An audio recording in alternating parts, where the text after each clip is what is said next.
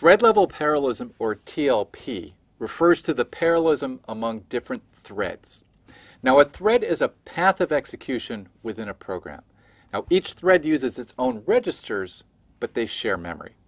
Now, this is in contrast to two separate programs, such as our texting program and our browser program, which again have their own registers, but they have their own dedicated memory. So in either way, we have thread-level parallelism between them. Let's consider two different threads that are ready to run. First of all, thread 1 is our loop program where we don't have any ILP. And thread 2, you see the same thing. It's a different program, but again, because of data dependencies, we don't have ILP. Now, later when we consider multicore, we'll be able to run these threads on their own individual superscalar pipeline.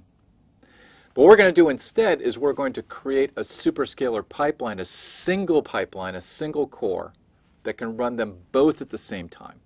Here's our superscalar pipeline, which has been transformed to be a two-way multi-threaded pipeline. First of all, you'll notice that we've duplicated the PC. We now have two PCs.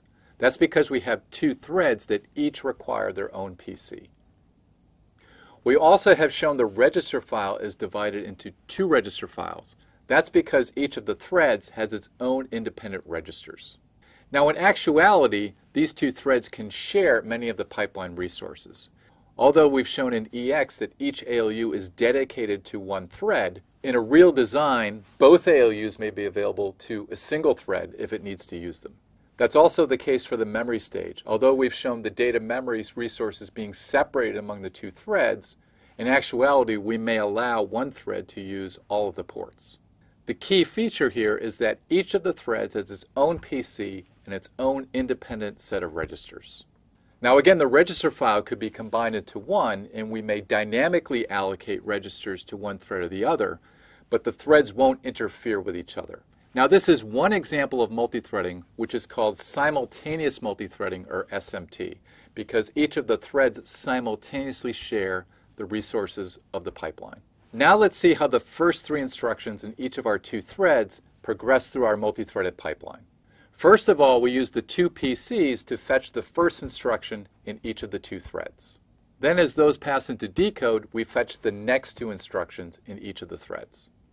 Now in decode, each of the add instructions is going to read the registers of its respective register files.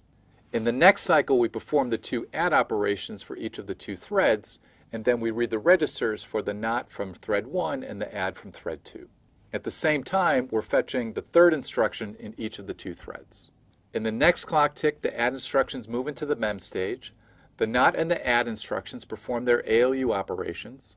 And then the and instructions, one from each thread, read their respective registers. Next, register 1 for the first thread and register 7 for the second thread are updated. The not and the add progress through mem, and in the EX stage we perform two AND operations, one for each of the two threads. Now in the next cycle we're writing R4 and R4. Now these are two different writes to two different registers, because the first is the thread 1 and the second is the thread 2. Remember that the two threads have their own independent sets of registers. At the same time, the two AND instructions progress to the mem stage. In the last cycle, again, we have two writes to R5, but again, these are not the same register. One is for thread 1, and the second is for thread 2. Using SMT, we're able to get around these data dependencies with individual threads. We're going to see later on in the course when we use Multicore that we can also get around this by assigning each of the threads to a separate superscalar pipeline.